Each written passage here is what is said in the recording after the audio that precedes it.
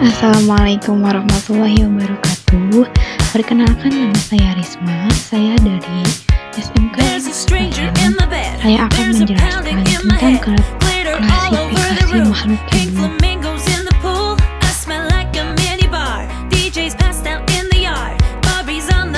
Materi adalah objek atau bahan yang dapat menempati ruang.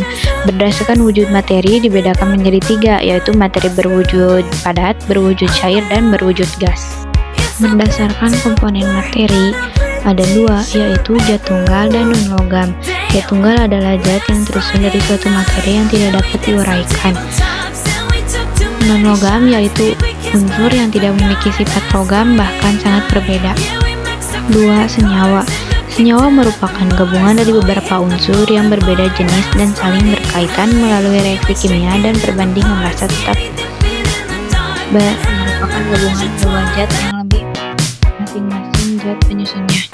1. Larutan, yaitu campuran homogen yang komposisinya zat penyusun. 2. Klorid, yaitu campuran heterogen yang terbentuk akibat terdispensinya suatu zat.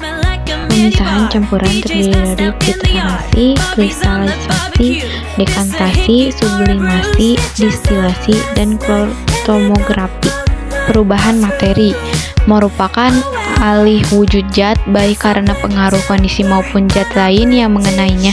Sebagai contoh, ketika Anda berjalan-jalan di kota tua, banyak jumpa bangunan-bangunan kuno yang mengalami perapukan.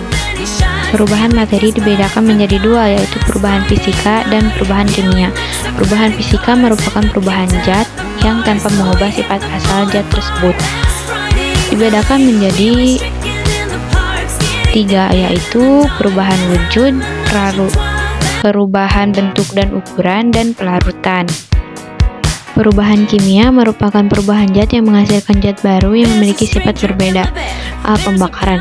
Pembakaran adalah suatu reaksi kimia pada zat yang mudah terbakar dengan suatu oksidan dan menghasilkan panas. Sekarang B. Perkaratan.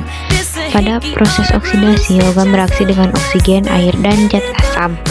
Berikut beberapa kondisi yang sangat memengaruhi proses korasi, yaitu kelembapan, keamanan pH, dan keberadaan elektrolit, suhu yang tinggi, dan Gulfani Scovin. Perubahan biologi. Perubahan kimia yang disebabkan oleh organisme biotik seperti lumut, bakteri, dan jamur sering disebut perubahan biologi. Perubahan biologi bersifat irreversibel dan menghasilkan zat baru yang sama sekali berbeda. Perubahan kimia dibedakan menjadi 2, yaitu fotosintesis dan paraguan. Fotosintesis adalah organisme yang dapat membuat makanan sendiri, misalnya tumbuhan hijau. Peragian atau fermentasi. Fermentasi adalah proses penguraian zat kompleks menjadi komponen yang lebih sederhana dan melibatkan enzim pengurai. Contohnya adalah tape singkong dan ketan. C. Pembusukan atau dekomposisi. Autotias yaitu keadaan pelunakan dan pencairan sel yang disebabkan intraseluler yang dilepaskan oleh sel yang telah mati. D. Pelapukan. Pelapukan menjadi 3, yaitu pelapukan biologis, pelapukan fisis, dan pelapukan kimia. Pelapukan biologis yaitu pelapukan benda sebagai akibat dan aktivitas makhluk hidup. Contohnya jamur, rayap, dan bakteri. 2. Pelapukan fisis mekanik, yaitu pelapukan benda yang disebabkan adanya perubahan kegiatan fisis. 3. Pelapukan kimia, yaitu pelapukan benda sebagai akibat dan zat kimia yang menyebabkan terurutnya struktur benda secara kimia.